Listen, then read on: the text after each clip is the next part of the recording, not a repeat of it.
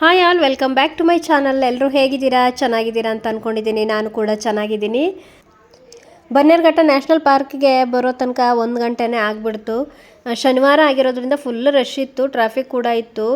ಇನ್ನು 1 ಗಂಟೆ ಆಗಿಬಿಡ್ತು. ಸ್ವಲ್ಪ ಬೇಗ ಬೇಗ ಹೋಗೋಣ ಅಂತೇಳಿ ಗಾಡಿ ಪಾರ್ಕ್ ಮಾಡೋಣ ಅಂತೇಳಿ ಹೋಗ್ತಾ ಇದ್ದಾರೆ. ಅಲ್ಲಿ ಗಾಡಿ ಪಾರ್ಕಿಂಗ್ಗೆ 50 ರುಪೀಸ್ ಏನೋ ಚಾರ್ಜ್ ಇರುತ್ತೆ. ಆ ಚಾರ್ಜ್ ಕೊಟ್ಬಿಟ್ಟು ನಾವು ಎಷ್ಟೊತ್ತಾದರೂ, ಅಂದರೆ ಸಂಜೆ 5 ಗಂಟೆವರೆಗೆ ಮಾತ್ರ ಇರುತ್ತೆ ಅನಿಸುತ್ತೆ. ಆಮೇಲೆ ನ್ಯಾಷನಲ್ ಪಾರ್ಕ್ ಬಂದಾಗುತ್ತೆ. ಅಲ್ಲಿವರೆಗೂ ಇರ್ಬೋದು ನಾವು, ಏನೂ ತೊಂದರೆ ಇಲ್ಲ. ಅಂದರೆ ಟೈಮಿಂಗ್ಸ್ ಇಷ್ಟೇ ಹೊತ್ತಿರಬೇಕು, ಇಷ್ಟೇ ಟೈಮ್ ಇರಬೇಕು ಅಂತ ಏನೂ ಇಲ್ಲ.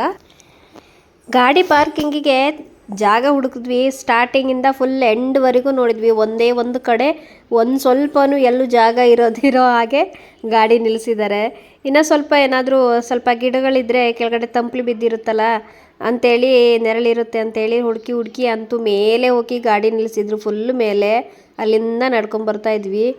ಇವಾಗೇನೋ ಇಂಟ್ರೆಸ್ಟ್ ಇರುತ್ತೆ, ಬೇಗ ಬೇಗ ನಡ್ಕೊಂಡು ಹೋಗ್ಬಿಡ್ತೀವಿ. ಆಮೇಲೆ ಪಾರ್ಕೆಲ್ಲ ನೋಡಿ ಬರುವಾಗ ಮಾತ್ರ ಕೆಳಗಿಂದ ಮೇಲೆ ಹತ್ತು ಬರಬೇಕಲ್ಲ, ಆವಾಗ ಸುಸ್ತಾಗುತ್ತೆ. ಇನ್ನು ನನ್ನ ಮಗಳನ್ನ ಎತ್ಕೊಂಡಿದ್ದಾರೆ, ಬಿಸಿಲು ಬೀಳ್ತಾ ಇದೆ ಸಿಕ್ಕಾಪಟ್ಟೆ. ಇನ್ನು ಸ್ಕೂಲ್ ಮಕ್ಕಳಂತೂ ಎಲ್ಲಿ ನೋಡೋದ್ರಲ್ಲಿದ್ರಪ್ಪ. ಎಷ್ಟು ಸ್ಕೂಲ್ ಮಕ್ಕಳು ಬಂದಿದ್ರೇನೋ. ಈ ನ್ಯಾಷನಲ್ ಪಾರ್ಕಿಗೆ ಜಾಸ್ತಿ ಬರೋದೇ ಮಕ್ಕಳಲ್ವಾ, ಜಾಸ್ತಿಯಾಗಿ ಪೇರೆಂಟ್ಸು ಮಕ್ಕಳು ಕರ್ಕೊಂಡೇ ಬಂದಿರ್ತಾರೆ ನೋಡೋದಕ್ಕೆ. ನನ್ನ ಮಗ ಇವತ್ತು ನಾನು ವ್ಲಾಗ್ ಮಾಡ್ತೀನಿ ಅಂತೇಳಿ ವ್ಲಾಗ್ ಮಾಡೋದಕ್ಕೆ ಸ್ಟಾರ್ಟ್ ಮಾಡಿದ್ದಾನೆ.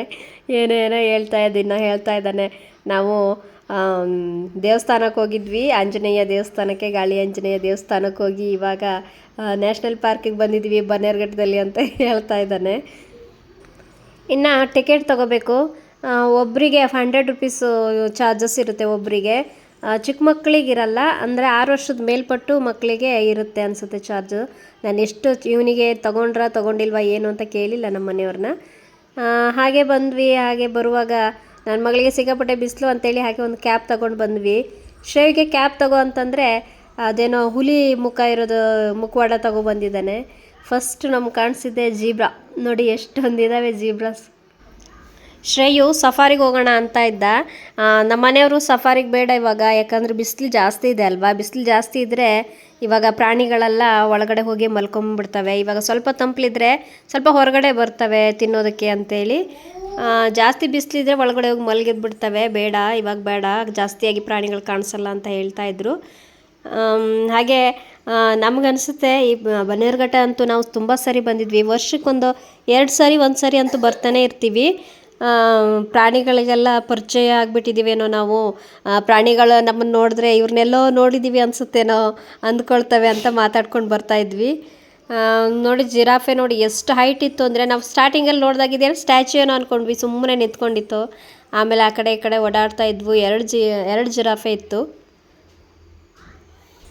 ಆಮೇಲೆ ಇವಾಗ ತುಂಬ ಚಿಕ್ಕ ಮಕ್ಕಳಿದ್ರೆ ನಡ್ಕೊಂಡು ಹೋಗೋದಕ್ಕಾಗಲ್ಲ ಅಂತಂದರೆ ಗಾಡಿಗಳು ಕೂಡ ಇರ್ತವೆ, ಎಲೆಕ್ಟ್ರಿಕ್ ಗಾಡಿಗಳು. ಅದ್ರ ಮೇಲೆ ಕೂಡ ಹೋಗ್ಬೋದು. ನಾವು ಬಿಸಿಲು ನೋಡಿ ಹೋಗೋಣ ಅಂತ ಅಂದ್ಕೊಂಡ್ವಿ. ನನ್ನ ಮಗಳನ್ನ ಎತ್ಕೊಂಡು ಯಾರು ಹೋಗ್ತಾರೆ ಅಂತ. ಆಮೇಲೆ ಅನ್ನಿಸ್ತು ಅದ್ರ ಗಾಡಿ ಮೇಲೆ ಹೋದರೆ ಅಷ್ಟೊಂದು ನೀಟಾಗಿ ನೋಡೋದಕ್ಕಾಗಲ್ಲ ಅಂಥೇಳಿ ನಡ್ಕೊಂಡೇ ಹೋಗ್ತಾಯಿದ್ವಿ. ಬಿಸಿಲಿದೆ ಸಿಕ್ಕಾಪಟ್ಟೆ. ಆದರೆ ಇದ್ರ ಒಳಗಡೆ ಫಸ್ಟ್ ಸ್ಟಾರ್ಟಿಂಗಲ್ಲೆಲ್ಲ ಈ ಥರ ರೋಡು ಈ ಥರ ನೀಟಾಗಿ ಇಷ್ಟೊಂದು ನೀಟಾಗಿ ಮಾಡಿರಲಿಲ್ಲ. ಇವಾಗ ಈ ಥರ ಮಾಡಿದ್ದಾರೆ, ತುಂಬ ಚೆನ್ನಾಗಿ ಮಾಡಿದ್ದಾರೆ. ಸ್ವಲ್ಪ ನೆರಳು ಕೂಡ ಇರುತ್ತೆ, ಅಷ್ಟೊಂದೇನು ಬಿಸಿಲು ಬೀಳ್ತಾ ಇರಲ್ಲ ಒಳಗಡೆ. ನನ್ನ ಮಗಳು ಬಂದಿದ್ದಾಳೆ ಇವಾಗ. ನೋಡಿ ಡೈನೋಸರ್ ನೋಡು ಮಗಳೇ, ಡೈನೋಸರ್ ಇದೆ ನೋಡು. ವಾವ್, ಡೈನೋಸರ್ ಅಲ್ಲ. ಹಾಂ, ನನ್ನ ಮಗನಿಗಂತೂ ಸಿಕ್ಕಾಪಟ್ಟೆ ಖುಷಿ ಈ ಡೈನೋಸರ್ ಎಲ್ಲ ನೋಡಿದ್ರೆ.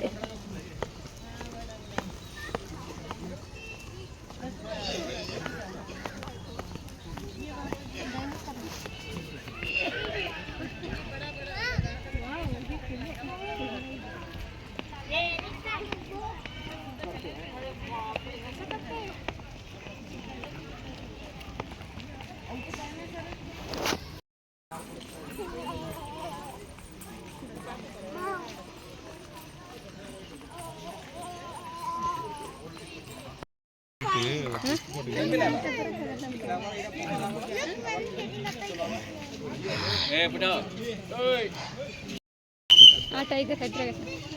ಹಾಂ,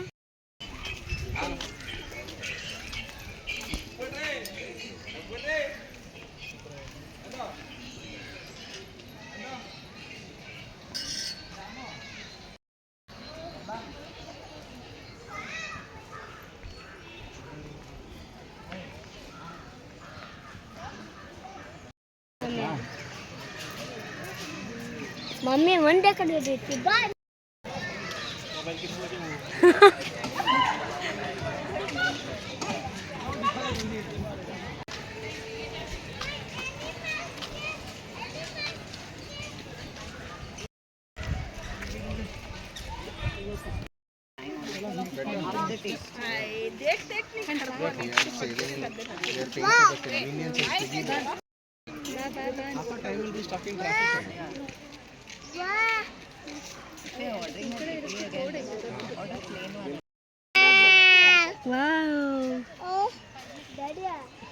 ಅಲ್ಲೊಂದು ದೊಡ್ಡದೈತೆ ಮಿರಲ್ ಗ್ರಾಂಡೆ ಅದು ದನ ಐತೆ ಅಲ್ಲಿ ಅದು ದನ ತುಳ್ಳಿ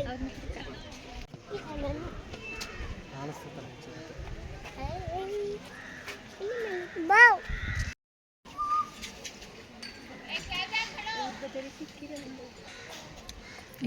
ಕಡು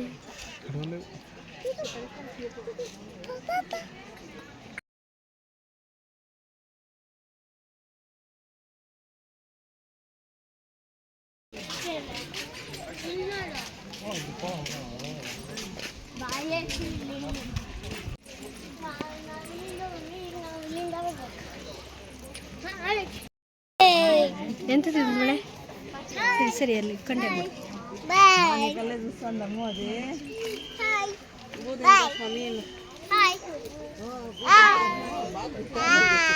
బూ తింటాను చెప్పు చెప్పు చెప్పు మే ఎంత తింటా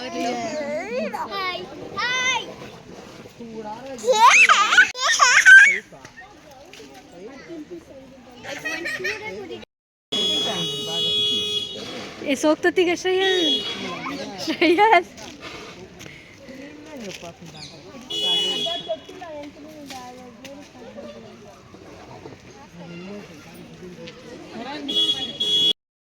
ಆನೆಗಳಿಗೆ ಇಲ್ಲಿ ಸಿಕ್ಕಾಪಟ್ಟೆ ಶೆಕೆ ಆಗ್ತಿದೆ. ಅದಕ್ಕೆ ಅವು ಏನು ಮಾಡ್ತಾ ಇದ್ದಾವೆ ಅಂದರೆ ಕೆಳಗಡೆ ನೀರಿದೆ, ನೀರು ಕುಡಿತಾ ಇಲ್ಲ. ಇಲ್ಲಿ ಮಣ್ಣು ನೀರು ಮಿಕ್ಸ್ ಆಗಿದೆ. ಆ ಮಣ್ಣನ್ನು ಎತ್ತಿ ಮೈ ಮೇಲೆ ಹಾಕ್ಕೊಳ್ಳೋದೆಲ್ಲ ಮಾಡ್ತಾ ಇದ್ದಾವೆ.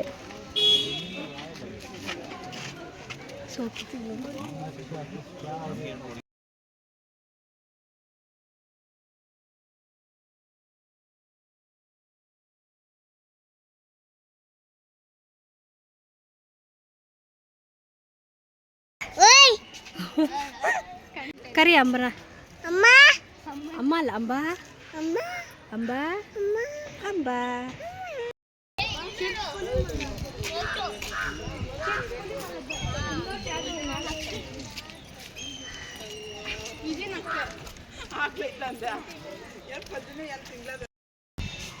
ನಂದು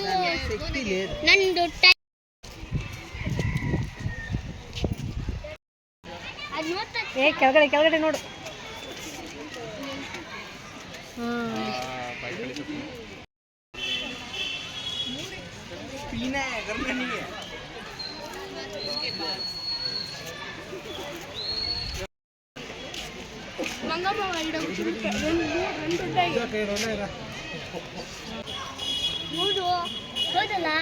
ಮಲ್ಗೆತ್ ನೋಡು. ಒಂದೇ ಐತೆ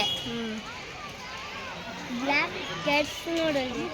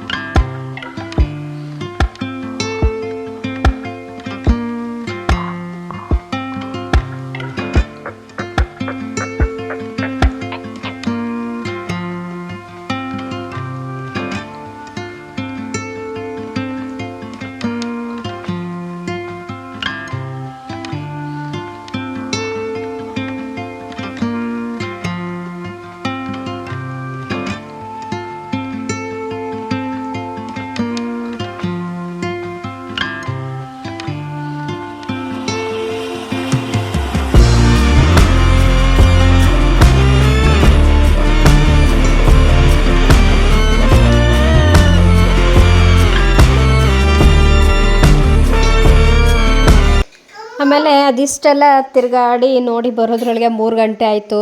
ಹಂಗೂ ನಾವು ಓದೋದಲ್ಲೆಲ್ಲ ಕೂತ್ಕೊಳ್ಳಲಿಲ್ಲ. ಬೇಗ ಬೇಗ ನೋಡ್ಕೊಂಡು ಬಂದ್ವಿ. ಮಕ್ಕಳಿದ್ರು ಕೂಡ ಬೇಗ ಬೇಗ ನೋಡ್ಕೊಂಡು ಬಂದ್ವಿ. ಕೂರಿಸ್ಕೊಂಡು ನಿಂತ್ಕೊಂಡು ಆ ಥರ ಟೈಮ್ ಪಾಸ್ ಮಾಡಿಲ್ಲ. ಬರೋದ್ರೊಳಗೆ 3 ಗಂಟೆ ಆಗಿರೋದ್ರಿಂದ ಅಲ್ಲೇ ಊಟ ಮಾಡಿದ್ವಿ. ಊಟ ಮಾಡಿ ಇಲ್ಲಿ ಚಿಕ್ಕದಾಗಿ ಒಂದು ಪಾರ್ಕ್ ಇತ್ತು. ಅಂದರೆ ಈ ಮಕ್ಕಳು ಆಟ ಆಡೋದಕ್ಕೆಲ್ಲ ಚೆನ್ನಾಗಿತ್ತು. ಗೇಮ್ಸ್ಗಳೆಲ್ಲ ಇದ್ದು ಹೋಗಿ ಸ್ವಲ್ಪ ಹೊತ್ತು ಆಟ ಆಡಿಸಿ ಹಾಗೆ ಬಂದ್ವಿ. ಇನ್ನು ಮನೆಗೆ ಹೊರಡೋದಕ್ಕೆ ಟೈಮ್ ಆಯಿತು ಬಾ ಅಂತ ಹೇಳಿದ್ವಿ. ನಮ್ಮ ಶ್ರೇಯಿಗಂತೂ ಬರೋದಕ್ಕೆ ಮನಸ್ಸಾಗಿರಲಿಲ್ಲ, ಅಂತೂ ಕರ್ಕೊಬಂದ್ವಿ.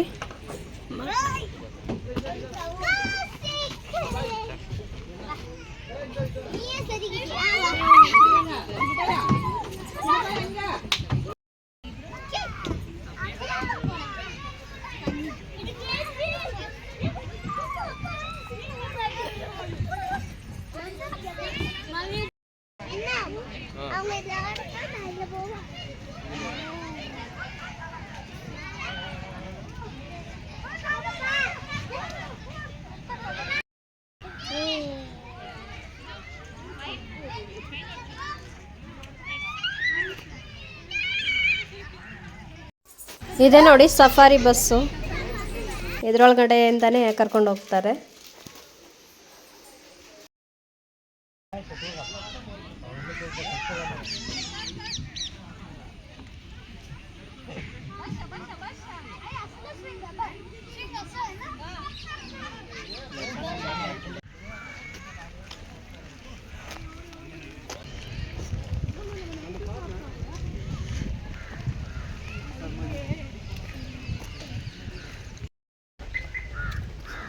ಫುಲ್ ಹ್ಯಾಪಿ ನಾ ಶ್ರೇಯಸ್? Today full happy?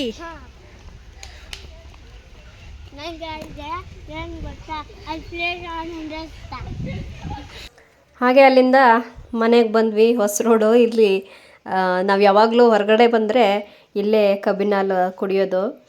ಈ ತಾತ ಹತ್ರನೇ ನಾವು ಜಾಸ್ತಿಯಾಗಿ ಇಲ್ಲೇ ಬಂದು ಕಬ್ಬಿನ ಹಾಲನ್ನು ಕುಡಿತೀವಿ. ತುಂಬ ಕ್ಲೀನ್ ಇರುತ್ತೆ, ಯಾವಾಗಲೂ ಕ್ಲೀನ್ ಮಾಡ್ತಾ ಇರ್ತಾರೆ ತಾತ. ಹಾಗೆ ಬರುವಾಗ ಕೇಕ್ ಕೂಡ ತಗೊಬಂದ್ವಿ. ಅಂದರೆ ಜೋರಾಗೇನು ಸೆಲೆಬ್ರೇಟ್ ಮಾಡ್ತಾಯಿಲ್ಲ, ಚಿಕ್ಕದೊಂದು ಕೇಕ್ ತಗೊಬಂದ್ವಿ. ಅಂದರೆ ಇಷ್ಟು ವರ್ಷ ಆದರೂ ಕೂಡ ನಮ್ಮ ಮನೆಯಲ್ಲಿ ಶ್ರೇಯು ಬರ್ತ್ಡೇನ ಸ್ವಲ್ಪ ಜೋರಾಗೆ ಮಾಡ್ತಾಯಿದ್ವಿ. ಹತ್ತಿರದವರೆಲ್ಲ ಕರೆದು ಊಟಕ್ಕೆಲ್ಲ ಮಾಡ್ತಾಯಿದ್ದೆ.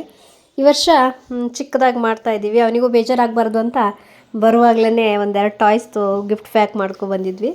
ಅದನ್ನು ಕೊಟ್ವಲ್ಲ, ಅವನಿಗೂ ಸಿಕ್ಕಾಪಟ್ಟೆ ಖುಷಿ ಆಗೋಯ್ತು. ಹಾಗೆ ಈ ವ್ಲಾಗ್ನ ಇಲ್ಲಿಗೆ ಎಂಡ್ ಮಾಡ್ತಾ ಇದ್ದೀನಿ. ಮತ್ತೆ ಸಿಗೋಣ ಫ್ರೆಂಡ್ಸ್, ಬಾಯ್.